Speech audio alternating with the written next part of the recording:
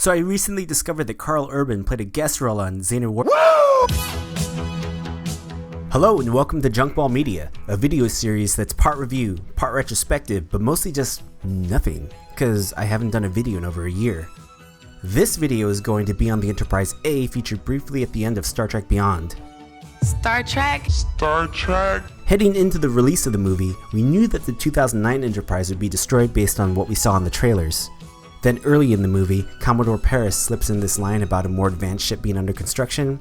The only ship here with more advanced technology is still under construction. Then there's a bad guy driven by revenge. Stuff happens and we get a brand new Enterprise, the Enterprise A. So let's take a look at her design, see how she compares to other Enterprises, and discuss stuff like was it even worth destroying the previous Enterprise so quickly. This is an analysis of the USS Enterprise NCC 1701A from Star Trek Beyond.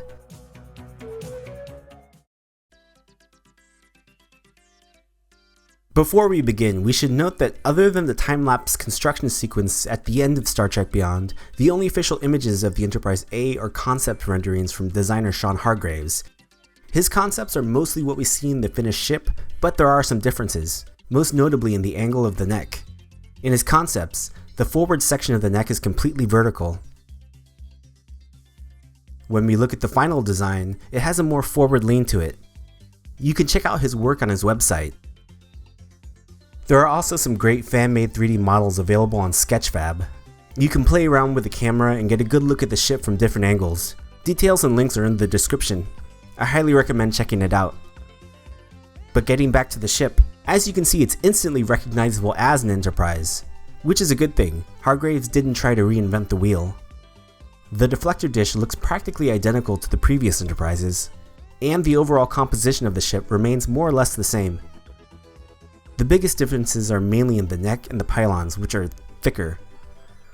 But let's take a closer look.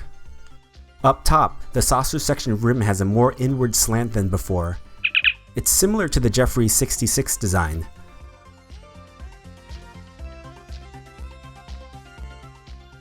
On the bottom of the saucer section, the registry number returns along with the name USS Enterprise. The Ryan Church 2009 design omitted this. Typically, only the registry number is shown on the bottom of the saucer section, so adding the name of the ship is a somewhat unique choice. Personally, I think that the more hull livery and markings that they add, the smaller it makes the ship look, but whatever. The most visible change is to the placement of the neck on the secondary hull. It's not as set back as it was in the Church 09 design. The neck's forward section is also more upright and vertical than before.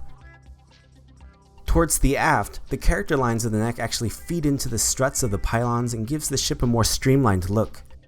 For me, it's somewhat reminiscent of the Enterprise D with its character lines and how they flow into each other. Moving to the pylons, they've been completely reworked with the new shape. Again, these new pylons remind me of the Enterprise D and how they blend into the secondary hull. They're more integrated into the ship's overall profile. In the finished version, you can see that they're still somewhat modular, with these seam lines here, but they're still more integrated into the ship's overall profile than previously.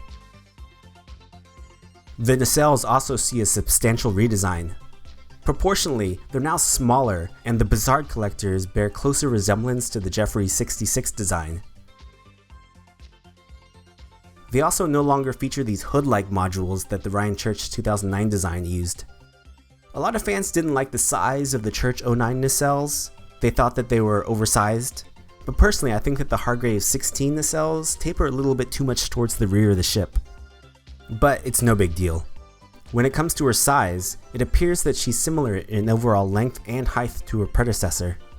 The size of the Church 09 design caused a lot of debate, and things were further complicated when interior shots of the ship didn't line up with exterior shots. It's like the ship was bigger on the inside than it was the outside, like TARDIS, or Mary Poppins' carpet bag, or your mother's bird nest. Anyway, since we're comparing the Hargraves design to the Church 09 design, it's worth mentioning that the Hargraves design technically follows the Church 2016 updates. So let's briefly take a look at the changes made to the Ryan Church Enterprise for Star Trek Beyond.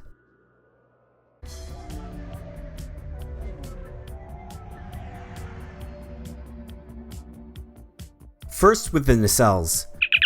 They were made smaller and the Bussard collectors are recessed a bit further. And then the pylons were noticeably thinned out and sweep backwards. A lot of fans complained that the nacelles were too large on the Church 09 design, but reducing their size takes away some of the ship's presence. Then the neck was made thinner in both width and length. It doesn't slope as far back into the secondary hull anymore. It now rakes more steeply down. Overall, these changes bring the design closer to the profile of the Jefferies 66 design. But again, like the reduced nacelle size, it cuts down on the ship's presence. And we know how Scotty likes his nacelles. I'd like to get my hands on her ample nacelles. All of this begs the question, why? They explained that these changes were made to make the ship look more vulnerable to Krall swarm, but they could have kept the church design unchanged and it wouldn't have changed the story or impact of the ship's destruction at all. It appears that the real reason they updated the church design is simply because the creative team wanted to. It was completely unnecessary, especially since the church design was already modified at the end of the previous movie. What was the point of tweaking the Ryan Church Enterprise yet again if they're just going to replace it in the exact same movie? Getting back to the new Enterprise A, the latest Enterprise is fine and Hargreaves did a good job, but for me the most interesting thing about this new Enterprise isn't the ship itself, but rather, was this new design even necessary? Over the decades, each new Enterprise was necessary on some level.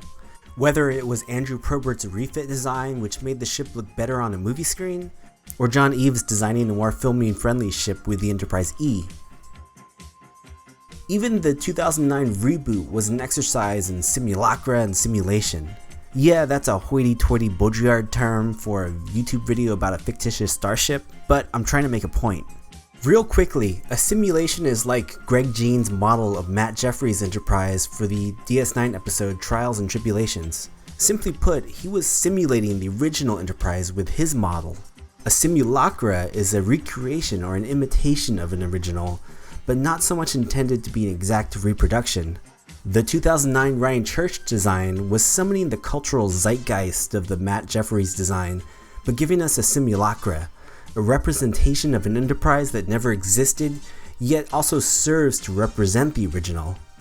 It's a simultaneous evolution of what came before it, and also a recreation of what an original Enterprise would look like in this Kelvin timeline. Whether you personally like this design or not, it was necessary to have a new Enterprise design for the 2009 movie. And that's what we got. Getting back to the new Enterprise A, rather than being an evolution of the Ryan Church design, it seems to be simply another attempt at creating the simulacra of the original Matt Jefferies design. Let's take a look at the impulse exhausts. It goes from this to this, and then back to this. Or look at the nacelles. If these nacelles are more advanced than the ones on the previous Enterprise, then why do they look more similar to the ones on the USS Franklin? I know all this is make-believe, but I want to tie this all back to whether or not this redesign was even necessary. Is this Enterprise A an evolution of a concept, or simply another attempt at redesigning the original Enterprise?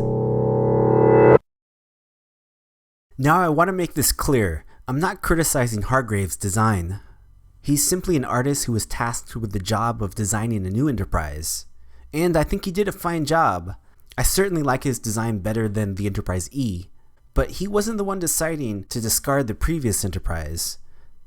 My issue is more so with the creative team for disposing of the Ryan Church design, only to replace it with another reimagining of the original Enterprise. Was it worth redesigning the ship simply for aesthetic preference? Because it appears that's the only reason why this was done. Since we only see this Enterprise A for a few seconds, I can't say whether or not I prefer it to the Ryan Church design, but it's worth questioning what purpose introducing a new Enterprise even serves. It's not like they wanted to sell more toys. Star Trek Beyond didn't have any toy merchandise tie-ins, unless you count these bonus collectibles from a Blu-ray set exclusive to Germany.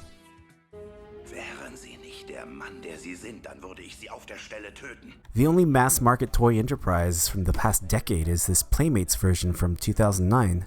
At least if we have a court date now, but I don't really see what the big deal is. His arm grew back, you know? I think it really is about how he chooses Toad in Mario Kart because he has low self-esteem. Okay, enough of that.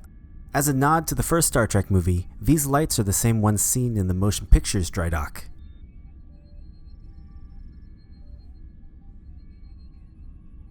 So the Enterprise herself may have become the red shirt of the movies with how often it's been destroyed, but it's a good jumping on point for discussion about design and things like that. Again, I highly recommend checking out Sean Hargrave's work on his website, and some fan-made 3D interactive models on Sketchfab. It's been well documented how rushed the production was on Star Trek Beyond. Did they need to rush the design of a new Enterprise instead of waiting until the next movie? They could have easily ended the movie with the crew gazing up upon a new ship under construction. It would have given audiences time to anticipate the next movie and to see the next Enterprise design. But yeah, another Kelvin timeline movie, like that's gonna happen anytime soon. Well, that's just typical. So that's the video. I appreciate you taking the time to watch it. I have no idea when or if I'll make another video, but I'll do my best. Until then, I'll leave you with this. Alright, take care. Holla.